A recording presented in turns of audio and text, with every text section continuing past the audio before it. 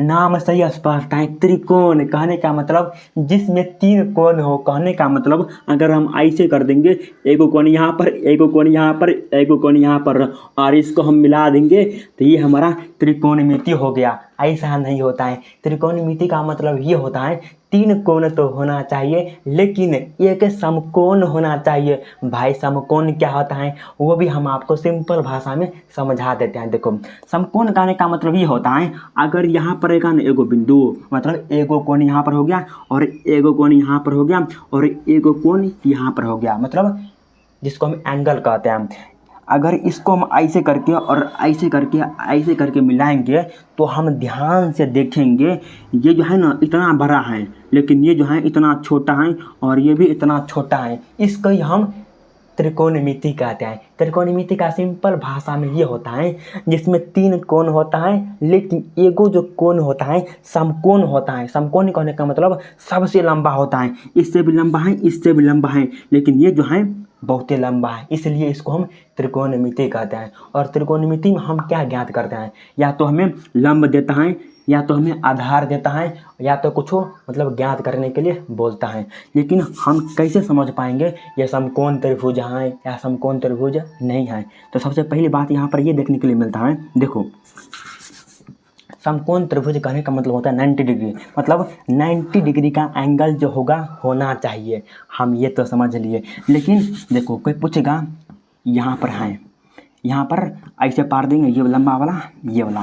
देखो जब भी हम जो है त्रिभुज पारेंगे तो त्रिभुज ऐसे पारेंगे, समकोण त्रिभुज वाला। अगर के सीधा पूछेगा त्रिभुज पारो तो हम ऐसे तीनों का भूमिका पार लेंगे, ऐसे कर देंगे और ऐसे ऐसे ऐसे कर देंगे। लेकिन अगर कोई बोलेगा समकोण त्रिभुज, समकोण यानी का सामने नामे से स्पष्ट है, क्या बोले समकोण यहाँ पर लिखते हैं तो आप और गौर से समझ पाएंगे। समकोण, समकोण कहने का मतलब है सामने वाला, क्या बोले समकोण मतलब इसके सामने वाला, इसके सामने वाला जो होता है बड़का होता है, इतना बड़ा है लेकिन ये इतना छोटा है, इतना भी छोटा है, मतलब सामने बड़ा जो होता है बहुत बड़ा होता है, सीधा सीधी बात है।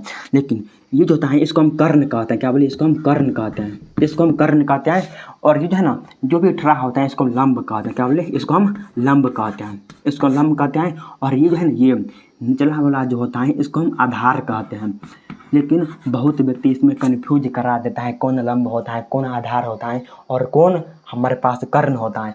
हम भी कन्फ्यूज हो गए थे, इसको हम कैसे हमेशा के लिए दिमाग में बैठा लेंगे। तो सबसे पहली बात है हम जो है ना साइज को देख लेंगे, क्या बोले साइज को हाथ से नाप लेंगे, या तो किसी से भी नाप सकते हैं। ये मैंने देखा हुआ था, अगर हम हाथ से नापते हैं उससे पता लग जाता है कौन कर्ण है। और कर्ण जो होता है हमेशा बड़ा होता है, इसको हम इंग्लिश में कहते हैं हाइपोटेनस, क्या बोले इसको हम कहते हैं हाइपोटेनस। इसको हम हम नहीं बोल पाते हैं। और इसको हम बेस कहते हैं, क्या बोले आधार को हम बेस के नाम से जानते हैं। हम ये भी समझ लिए, हाथी से नाप लेंगे, ये इतना बड़ा मतलब कर्ण है। लेकिन अगर कोई पूछेगा ये हमारे पास 5 हैं, ये हमारे पास 5 हैं और ये हमारे पास 4 हैं, तो ये क्या होगा, तो कैसे ज्ञात कर पाएंगे? एक वैज्ञानिक था जिसने कहा था कि कर्ण स्क्वायर, हम यहाँ पर मिटाकर हम आपको समझा देते हैं। देखो एक वैज्ञानिक था जिसने कहा था, उसका नाम था पाइथागोरस, क्या बोले पाइथा, जो मतलब पैथ बोलता था, यानी क्या पाइथागोरस साहब ने कहा था कि जो हमारे पास जो कर्ण होता है, क्या बोले कर्ण जो होता है, कर्ण स्क्वायर जो बराबर होता है, क्या होता है तो होता है एक होता है लंब स्क्वायर, एक होता है लंब स्क्वायर होता है, और प्लस में क्या होता है तो प्लस में आधार का स्क्वायर होता है, क्या बोले आधार का स्क्वायर होता है। इसका मतलब क्या हुआ, इसका मतलब ये हुआ कि हमारे पास जो समकोण त्रिभुज होता है, समकोण त्रिभुज ये जो बड़ा वाला होता है, यानी क्या यहाँ पर 90 डिग्री, जब ये समकोण त्रिभुज बोलेगा मतलब 90 डिग्री का एंगल होना चाहिए, ये तो हो गया। लेकिन इसके सामने, ठीक सामने जो होता है समकोण त्रिभुज, कहने का मतलब ये जो होता है हमारे पास कर्ण होता है। अगर इसका हम स्क्वायर करते हैं, कहने का मतलब जब हम कर्ण का स्क्वायर करते हैं तो जो हमारे पास लंब होता है वो भी स्क्वायर में आता है, और जो हमारे पास आधार जो होता है वो भी स्क्वायर में देखने के लिए मिलता है। तो यहाँ पर हम कह सकते हैं, अगर यहाँ पर हमको देखो, अगर कोई त्रिभुज में अगर हमको 5 यहाँ पर दिया रहेगा और अगर यहाँ पर 4 दिया रहेगा, तो यहाँ पर क्या है कर्ण का स्क्वायर, यानी कि 5 का स्क्वायर यहाँ पर देंगे, बराबर है तो बराबर देंगे, और यहाँ पर है लंब, लंब हमको 4 दिया है तो यानी क्या 4 का स्क्वायर हम हो जाएगा, और प्लस है तो प्लस देंगे, और आधार हमको नहीं दिया है तो आधार को वैसा का वैसा ही छोड़ देंगे। 5 का स्क्वायर होता है 25 होता है, यहाँ का 4 का स्क्वायर होता है 16, लेकिन बराबर के इस साइड है, जब बराबर के हम इस साइड लाएंगे तो माइनस में हो जाएगा, यहाँ 4 चौक 16, यहाँ पर 16 देंगे, और क्या आधार हमको निकालना है तो इसको हम ऐसे ही x मान लेंगे, और x का स्क्वायर जब हम 25 में से 16 घटा देंगे हमारे पास 9 आ जाएगा, और बराबर में x स्क्वायर, 9 जो होता है 10 का स्क्वायर होता है, यानी का मतलब हमारे पास यहाँ 3 हो जाएगा। तो हम ऐसे भी आराम से ज्ञात कर सकते हैं। ये मैंने बेसिक मेथड आपको बता दिया, लेकिन आप जो है ना जो सबसे इम्पोर्टेंट होता है वो हम आपको बता देते हैं। पहले हम इसको मिटा देते हैं। देखो इसके बाद क्या देखने के लिए मिलता है भाई, हम बहुत कन्फ्यूज हो जाते हैं।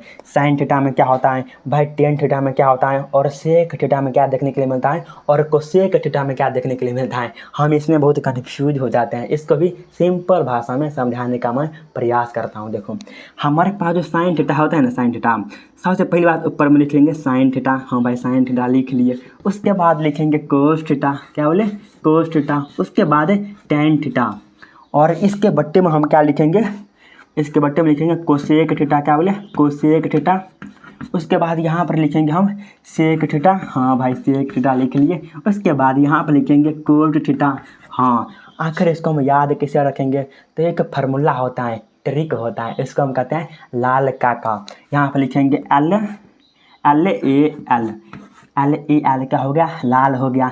कक्का होता है, बट्टिया में लिखेंगे को, फेनो को, और ये लिख देंगे। यानी क्या लाल कक्का जो होता है एक हमारे पास ट्रिक होता है। कहने का मतलब अगर पूछेगा कि साइन थीटा में क्या देखने के लिए मिलता है तो हम क्या कहेंगे, एल का मतलब लंब होता है, बोलेंगे लंब लंब, लो एल से लो होता है, तो लंब बटे कर्ण होता है, के से कर्ण होता है, के से क भी होता है, तो लंब बटे कर्ण। अगर पूछेगा साइन थीटा बराबर क्या होता है तो लंब बटे कर्ण होता है। अगर पूछेगा कोस थीटा बराबर क्या होता है तो ए से यानी क्या आधार, ए से ओ होता है, मतलब आधार बटे कर्ण होता है। अगर पूछेगा टेन थीटा बराबर क्या होता है तो यहाँ पर क्या है एल मतलब लो, तो लंब बटे आधार हो जाएगा। अगर कोई पूछेगा कि कोसेक थीटा बराबर क्या होता है तो कर्ण बटे लंब होता है। अगर कोई पूछेगा सेक थीटा बराबर क्या होता है तो कर्ण बटे आधार होता है। यानी क्या हम ऐसे बता सकते हैं। जब भी आप एग्जाम देने के लिए जाते हैं तो ये ट्रिक आराम से लिख लीजिएगा एकात में। उसके बाद लाल काका, इस फार्मूला से हम बहुत सारे सवालों को बना सकते हैं। लेकिन एक और भी फार्मूला देखने के लिए मिलता है, जैसे साइन थीटा बटे कोस थीटा बराबर क्या होता है तो टेन थीटा होता है, कोस थीटा बटे साइन थीटा बराबर क्या होता है तो कोट थीटा देखने के लिए मिलता है। ये सब एडवांस फार्मूला होता है, लेकिन कम से कम त्रिकोणमिति में देखा जाए तो 40-50 ऐसे फार्मूला देखने के लिए मिलता है, लेकिन हार्ड भी होता है, हम सब याद नहीं कर पाते हैं। जब हम सवालों को बनाते हैं हार्ड सवालों को तो अपने आप जो है ना फार्मूला हमेशा के लिए याद हो जाता है दिमाग में। ये तो हम समझ लिए। आज के लिए इतना ही काफ़ी है, पसीना से लथपथ हो गया।